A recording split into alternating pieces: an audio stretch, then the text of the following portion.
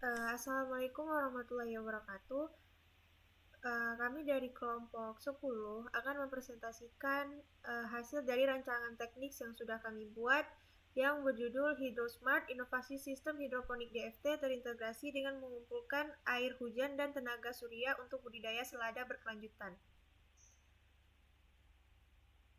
Di sini kami mempunyai 3 anggota tim. Yang pertama ada Mikraju Sultan, yang kedua ada Muhammad Ikhwan Maulana, dan yang ketiga saya sendiri, Malika Atifah Kaifan.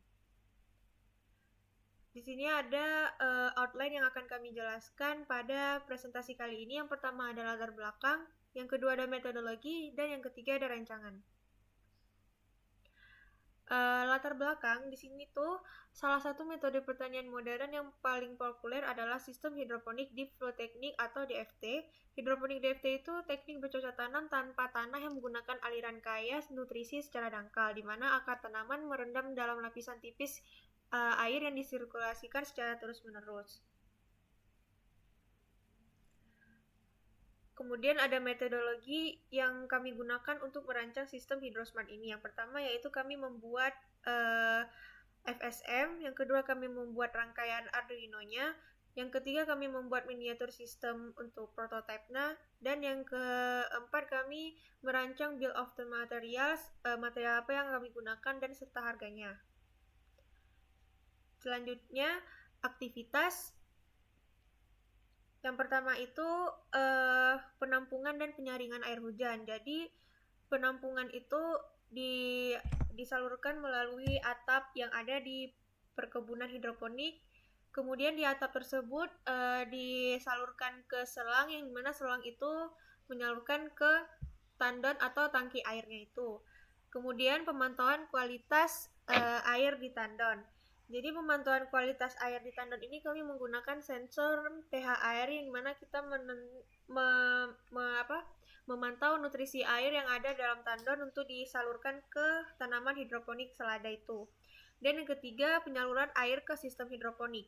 Jadi di sini dari tandon yang sudah ditampung air hujan itu akan disalurkan ke sistem hidroponik, kemudian akhirnya akan dikembalikan lagi ke dalam tandon tersebut.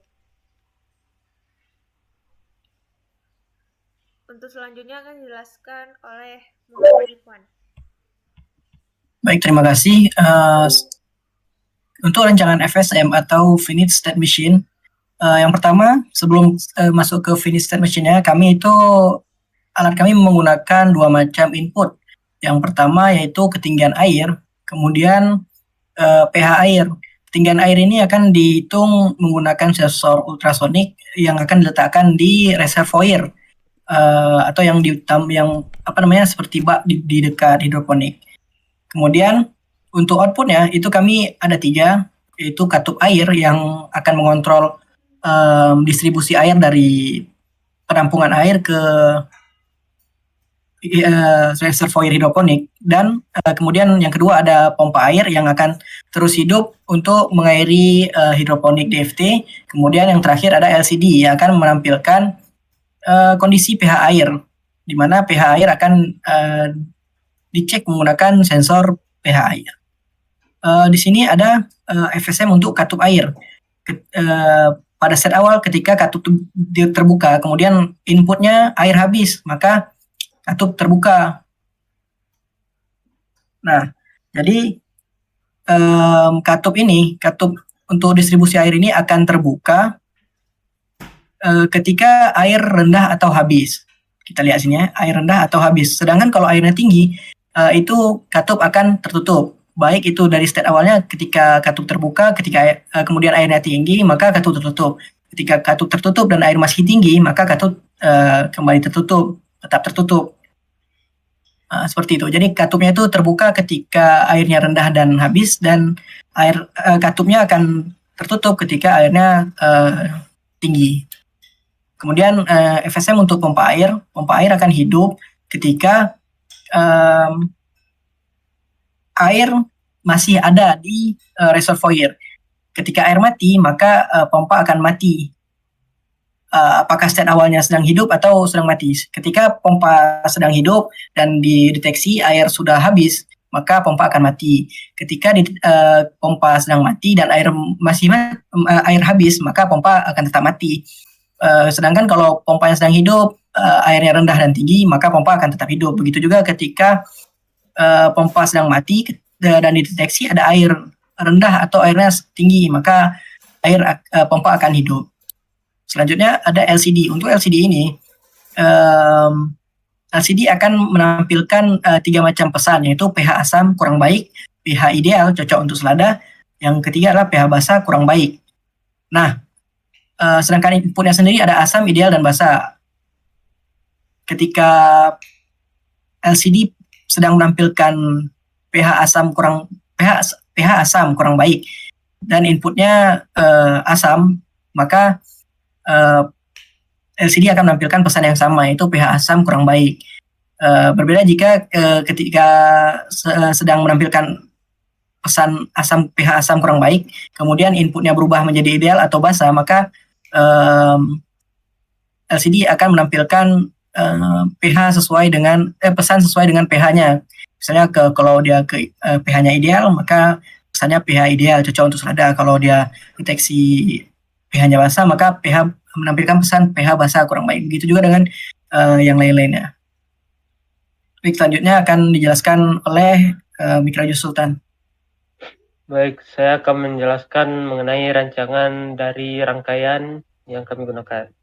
Rancangan dari rangkaian yang kami gunakan, pertama kami menggunakan Arduino Uno sebagai mikrokontrolernya. Dan kami menggunakan sebuah aktuator pompa air dengan 5 volt.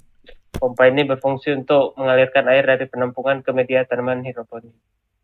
Dan kami menggunakan sensor ultrasonik berjenis HCSR04 yang digunakan untuk mengukur jarak atau ketinggian air dalam penampungan air hujan. Dan kami juga menggunakan LCD yang digunakan untuk menampilkan informasi terkait ketinggian air pada tangki dan nilai pH yang terdeteksi. Dan kami juga menggunakan sebuah penampungan air yang berfungsi untuk menampung air. Kami juga menggunakan sensor pH, namun dikarenakan pada Tinkercad tidak memiliki sensor pH, kami menggunakan potensiometer untuk menggantinya sementara. Lalu kami juga menggunakan resistor senilai 1 kilo ohm agar untuk membatasi arusnya. Dan ada juga transistor NPM. Transistor ini berfungsi sebagai saklar elektronik untuk mengontrol pompa air. Dan ada juga servo yang berfungsi untuk membuka tutup katup air. Dan kami menggunakan power supply baterai. Namun kami juga akan menghubungkan baterai ini terhadap solar panel selanjutnya. Next. Di sini terdapat rancangan 3D design yang sudah kami buat. Terdapat tampak depan dari rancangan kami, tampak samping, dan tampak atas. Dapat dilihat di situ bahwa hidroponiknya terdapat di dalam sebuah bangunan dan tangki airnya di luar bangunan tersebut untuk menampung air. Selanjutnya.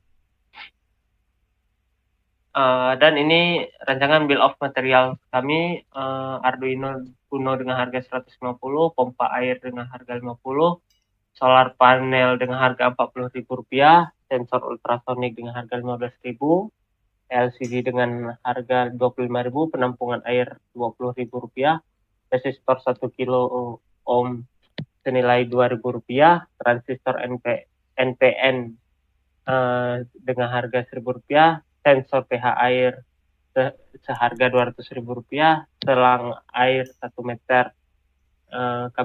Kami membutuhkan 2, jadi kami membutuhkan 2 meter dengan harga Rp10.000. Kabel jumper sebanyak 30 dengan harga Rp30.000 dan motor servo sebanyak 1 buah dengan harga Rp22.000. Total harga yang kami butuhkan untuk membangun perancangan ini senilai Rp563.000. Sekian dari kami, lebih dan kurang kami mohon maaf. Assalamualaikum warahmatullahi wabarakatuh.